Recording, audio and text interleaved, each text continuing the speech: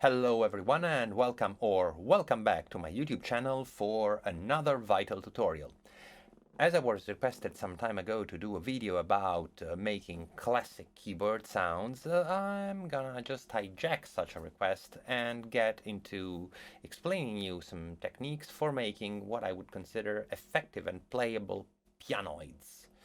Why do I say pianoids? A pianoid is somehow a sound that has some of the characteristic, the playability of a piano sound. You can actually play it like a piano on a keyboard, but it's not a piano.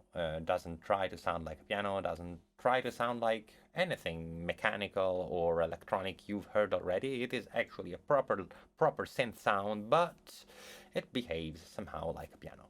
So, and in order to do so, I'm gonna show you three different approaches, three different techniques for making this kind of sounds, which is FM synthesis, some wavetable synthesis, and just a sprinkle of Karplus-Strong physical modeling, and I'm gonna combine them together to make something which can be, harmonically rich and interesting, hopefully.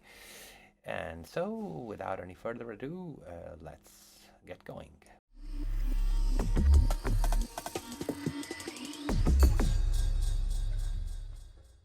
So here we are with this wonderful skin that Mr. Sonic Spore, whose YouTube channel you can find in the description, has made.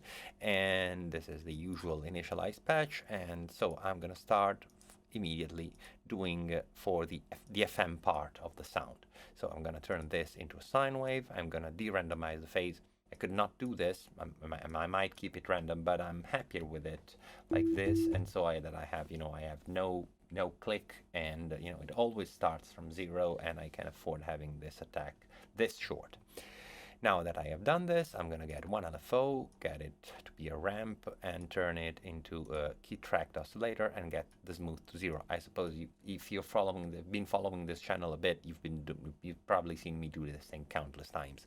So now that I have this, I'm gonna use it to modulate the phase, make it bipolar, and now you can see this. I have this saw wave modulating the phase of my sine wave, which creates this result. Now, I'm not happy with this being static, so I'm gonna get one envelope and I'm gonna use it to modulate this amount.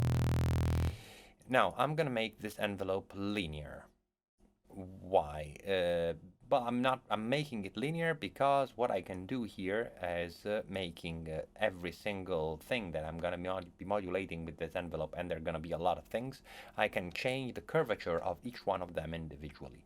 This is quite a simple way, I think, of making some economy with your envelopes. I mean, I could use 6 different envelopes with Vital, but I don't need to while I'm doing something which, will basically behave as a block looking at the single envelope. But since I want the several operators I'm going to use to have different behaviors, I will just have the various things I'm going to control with this envelope remapped differently. So this is my first operator, my first, modulating operator. I'm gonna make it a simple sine wave. It does add some harmonics, even though you see this is an operator with a 0.5 ratio. You see this is 1 octave below our fundamental. So I'm gonna do this again. LFO 1 modulating again oscillator 1 phase, and this is going to give me some higher harmonics. I'm going to turn this into some different number of sine waves. I could go for 5, which would mean a ratio of 2.5, or I could go for, say, 6, which means a ratio of 3. Are we fine with this? Yeah. I'm going to get again envelope 2 controlling this, make it bipolar. I'll make it stereo too, which isn't bad, right?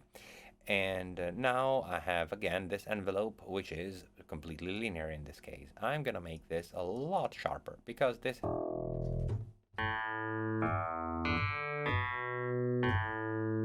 we expect in a sound like this the higher harmonics to decay quicker than the lower harmonics, and even these modulators, of course, just add harmonics which grow in frequency with the ratio, and in this case I have a higher ratio. Now I could be happy with this as far as the FM part goes, but I'm not.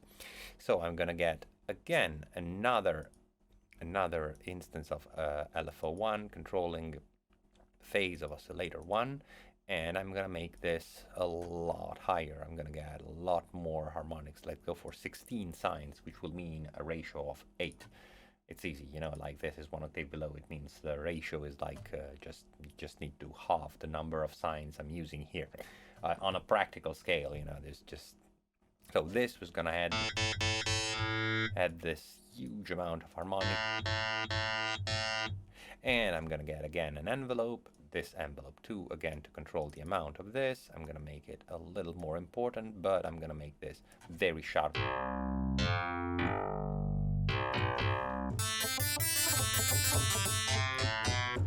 It's very bright. Probably it's a little too bright. I might want to make it a little less bright than this. I'm gonna lower these ones. Maybe I could want this to be a little higher. I could spend countless hours fine-tuning this thing, because you know, it's really, you can get a lot of different timbres just out of this, just out of this idea.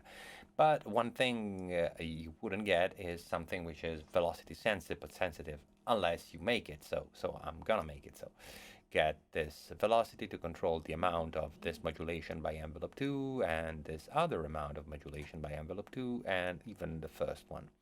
Now I'm gonna make these two bipolar because I might actually want it to go to be even lower when I want it to be lower, and control the amount of velocity scaling. So now we have something which has this type of behavior, which is quite quite interesting somehow, and we have the volume that changes.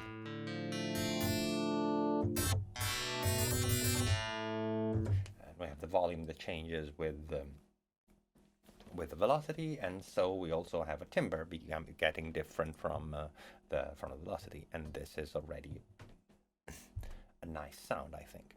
Now, we could make things a lot more complex. Say, for example, if we wanted this to have a little bit of stereo opening, a little bit more, because you see here, I have set these to be stereo, so this is already slightly stereo open. But if I put some unison here, things will go... won't go too well, because you see this is a sine wave. So what I will get is something which will behave like create beatings and cancellings and an unstable volume, which is definitely not what I want. But I could make this behave slightly differently. So if, for example, I get my stereo and I control this and I make the tuning of my modulator being it's a little too open, because just a little bit of the tuning goes a long way, but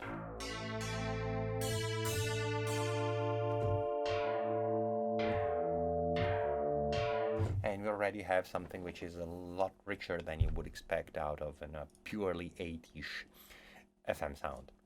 Now I'm gonna get envelope 1, 2 to have to decay, because I don't expect this sound to go on forever, maybe even longer. And this kind of makes sense. And this here we have our FM pianoid, which already works. This is by no means the only way to get there. I mean, the way you configure your operators to get a sound like this, you can really go creative. I could have used all 3 oscillators to get there, and get one modulating the other again, and then having LFOs modulating one or the other or whatever. I mean, you can really make things very complex with very little effort. Then I'm gonna go for the wavetable part here, and I have some samples here. Like there's this guitar sound, this, which is, I don't know, this is a piano note. This is like, I don't remember what it was, probably an go-go, and this is some horrible metallic percussion.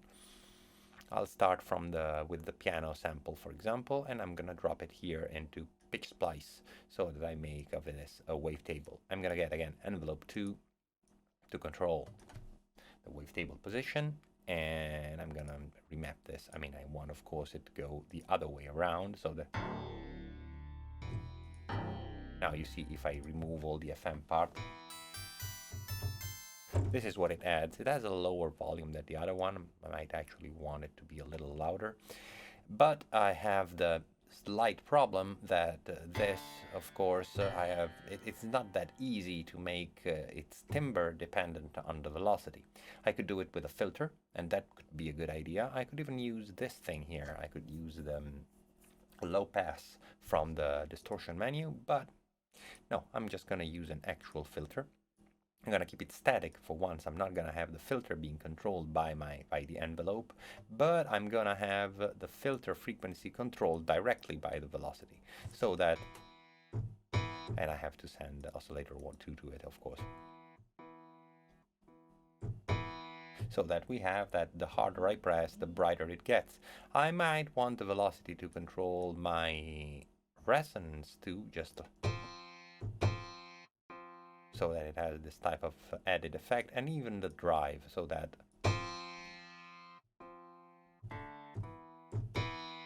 we have, you know, stronger notes and less strong note behaving slightly differently. I wouldn't go for some key tracking. Actually, a little bit would make sense, but not if you don't add some key tracking here.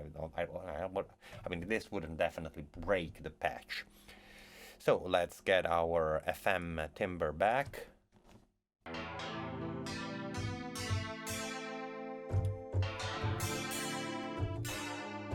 And we have something like this. Now this one, we have no problem adding some unison to this, right? Because it's not just a sine wave. This would just add some richness.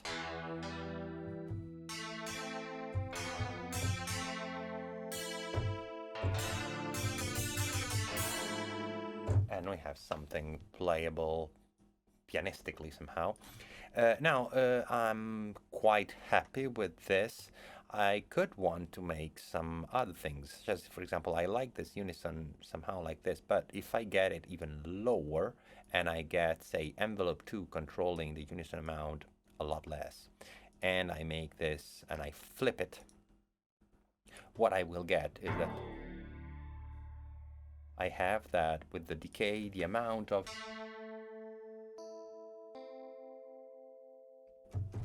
unison increases with time, making our tail of a sound somehow more interesting. At least that's in my view.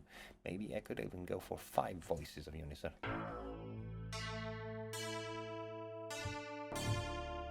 And it works kind of like this. Now I have another oscillator. I could do something like, you know, getting another sample into this and doing the exact same thing. Or I could use different samples for this one, because you see just this exactly how it is if I get some of these other samples.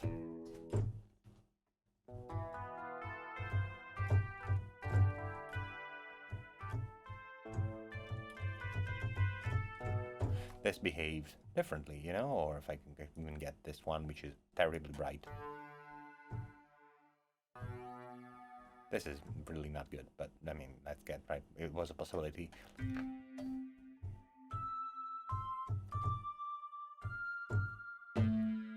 This is better, and you see if I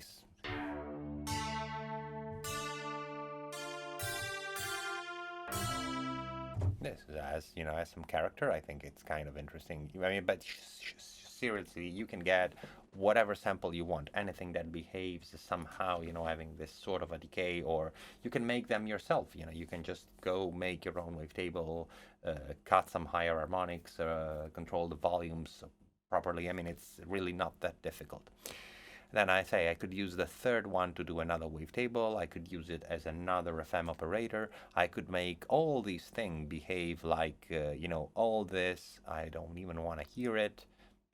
Let's say I'm copying this and pasting it here and getting this to 0 and this one to be FM modulated by oscillator 1, and this will get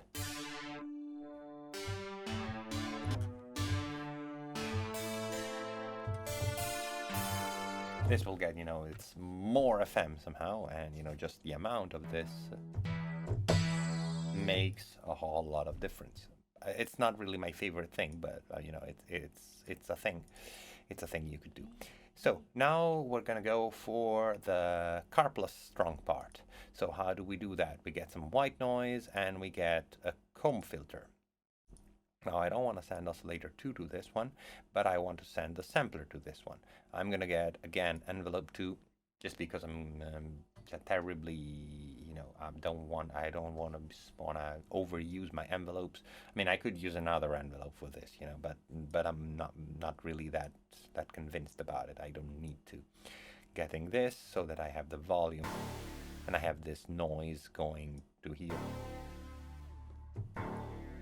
This will need to have key tracking to 100%, but as you can see, this noise is lasting way too long, so we're gonna make it actually way better. Let's make it.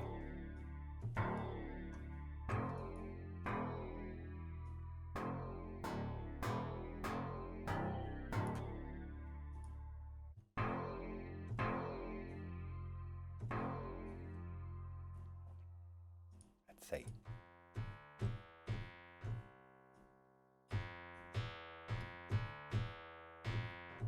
it is this idea, this component, which if you hit harder will also have this drive and this resonant peak coming out, and I might actually want also envelope 2 to control my cutoff here.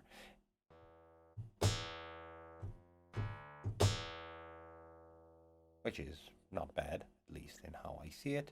So let's just get the rest of our sound back. Maybe since we can't get the level of this one to be much higher than this, we could lower the rest of the sound so that this Karplus-Strong part is a little bit more prominent.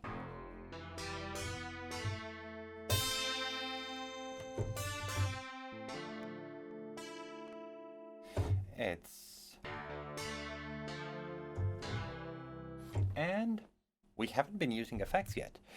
I suppose you don't really need to guess that this thing with a little bit of reverb on top would make a much more interesting sound, right? So let's add a little bit of pre-delay and keep it like this. Let's hope it's not too much.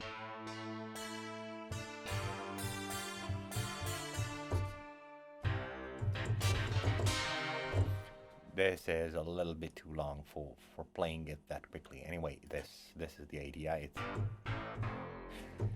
And we could do a lot more things with effects. I mean, you really don't need me to give you too many suggestions. Phasers and flangers are quite a classic for a thing like this. Maybe not to 100%. Maybe both. Maybe, a little lower and...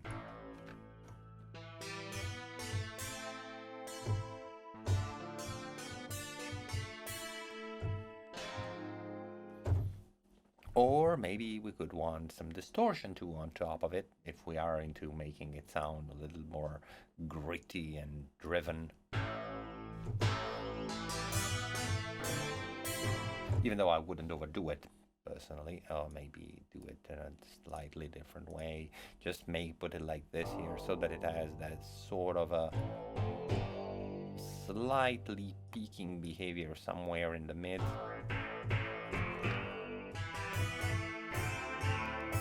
So that it behaves, I wouldn't say like a Foreman filter, but something like this, it just will create, it doesn't work like a Foreman filter, of course, but this will have a behavior which is static and doesn't depend on my velocity, doesn't depend on anything else, on my keyboard tracking, and so we just have a peak. I could add more of this with an EQ or with another filter. I could here go for a Foreman filter and try to shape it the way I want it to be shaped, and maybe, just less peaking.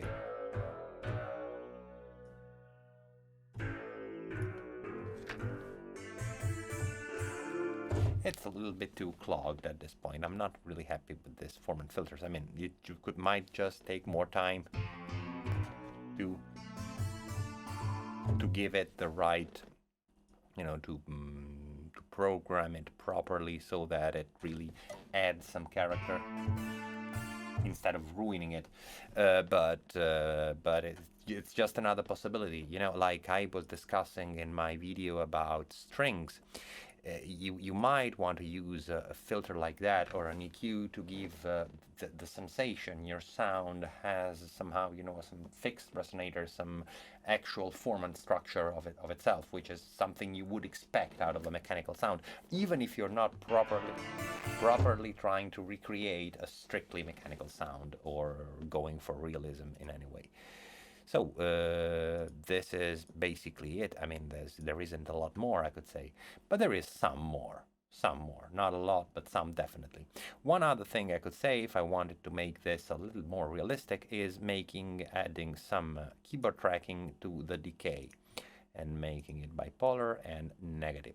Why this? Because you see, you would expect in a piano or in something like that, you would expect the decay of a note to not be the same all along the keyboard, because well, there's really no reason why should it be the same all over the keyboard. It's in a piano, the lower notes are played by bigger, longer strings, which have a way longer decay, while the higher notes are, just small, short strings. We just do go bling and in no time. And we might want to recreate this effect. So I'm gonna get again my keyboard tracking here too, and making it like this, and I'm making it bipolar even much more, so that I know that actually a lot more, and make it a little lower, so that now this will have a long decay, as you would expect, but still nice. And this won't.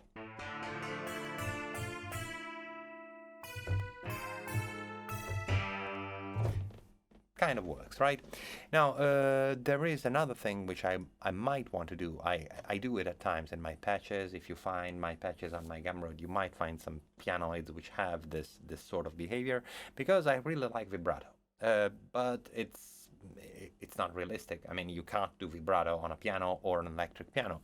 But why not doing it on a sound which behaves like a piano, especially if you have a keyboard that is aftertouch capable, and maybe you like aftertouch as a part of your expression.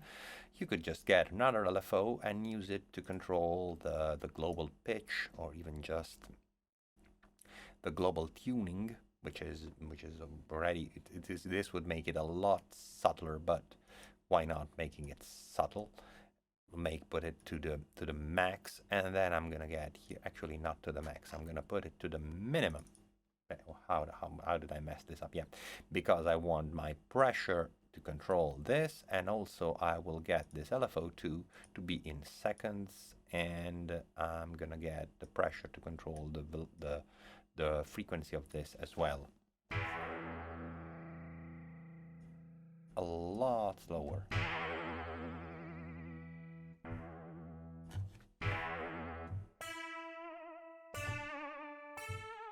Now way better.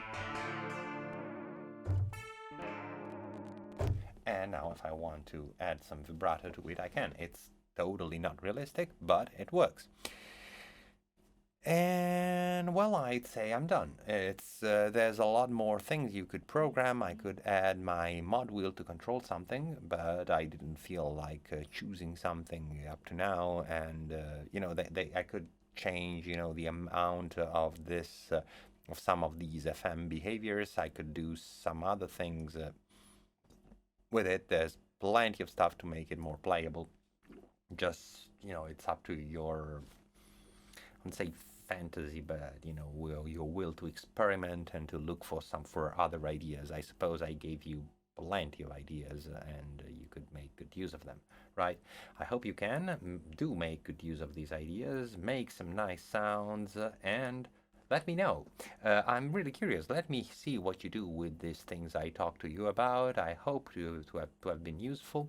And then let me just go into saying that You've been listening to me for over 20 minutes, so you have a great patience. You probably like to hear me talk, and so if you want to hear me talk about synths more, please subscribe to this channel because it will happen. I usually do release videos quite often, except in last weeks because I got COVID. I was sick and I didn't feel like staying in front of the camera with my nose all runny and sneezing every 30 seconds because it would also get me clipping in my preamps, and I didn't want to do that or expose you to that nuisance. So this said, please check the links in the description. There's the link to Deeptanzproduction I'm cooperating with. There's a link to the guy I mentioned, who's the guy who made my skin. There's a link to the guy who makes my thumbnails, and there's also, importantly, a link to my gumroad where you can find lots of patches for Vital, a bunch of free ones, some not really free ones, but a lot more interesting. Really, there's a reason why I charge a premium for those, right? And beyond this, well, I don't think I have a lot more to tell you about. I hope you enjoyed the video, you liked everything I told you about, and if you didn't, let me know in the comments if you have questions, observations, compliments, insults, whatever. Also, if you're still here, do you notice a difference between my voice in the other videos and in this video? Because I had my trusty audio interface which broke, and now you're hearing me through some different preamps, and I have the impression it sounds different. Can you tell? Let me know. Then I've said everything I wanted to say, so I thank you again for your attention, and I say bye. See you at my next video, whatever it might be about.